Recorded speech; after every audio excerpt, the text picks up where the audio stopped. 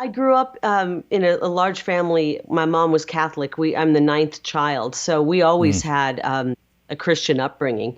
And then my parents got divorced, and I went and became Lutheran.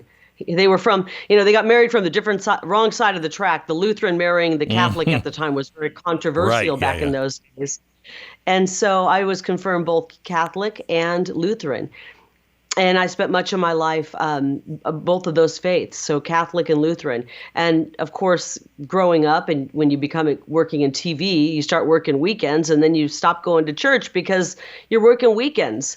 I worked mornings on Sunday, I worked evening on Sunday, and I Hmm. was young and exhausted, and we just kind of Hmm. stopped going to church. But I've always considered myself to be a Christian.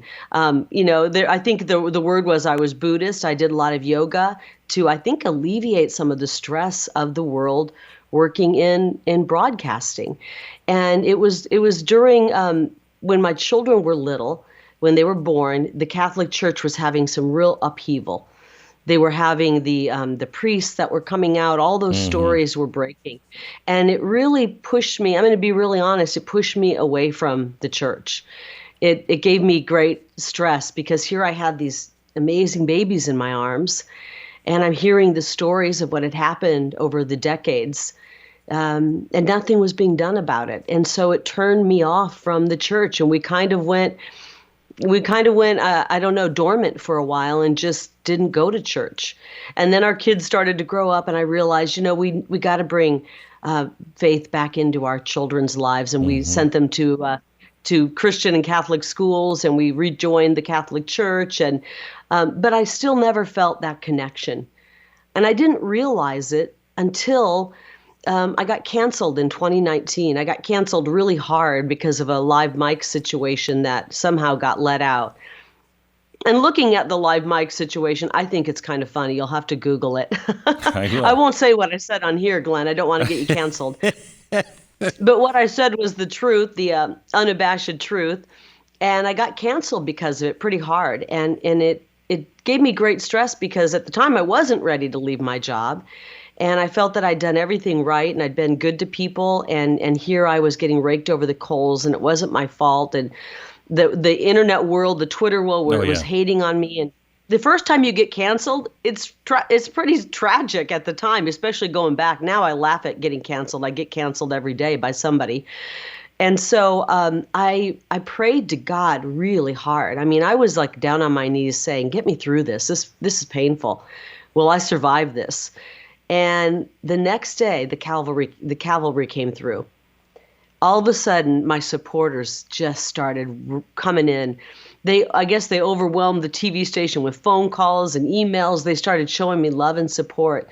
And I said to God, "Thank you. You did that. God did that." And from that moment, I started to really connect back with my faith and with God, with the Bible. I started wearing a cross from that moment on because my daughter said to me, we got so much hate from that being canceled.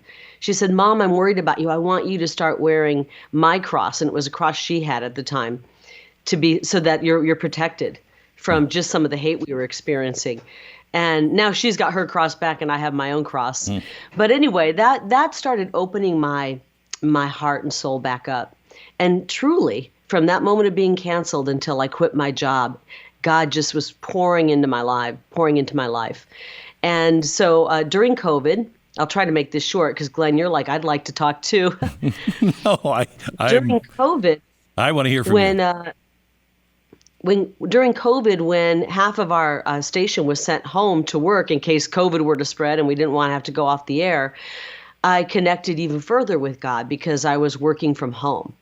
And I had a Bible sitting at my desk. And I remember one day I was just kind of sitting around and I pulled the Bible down off my desk and opened it up and started reading the Bible again. And let me tell you, reading the Bible in middle age, at my age at the time was I think 51 or 52, is so much different than reading it when you're going through confirmation or you're in your 20s. Oh When you yeah. read the Bible in your 50s, whoa. I mean, it was like ton of bricks in a good way, Hmm. in a good way, because you've had life experience. Hmm. All of a sudden you realize, oh my gosh, I had a moment where I was looking at my news scripts that were sitting on my desk that I was going to read for the news.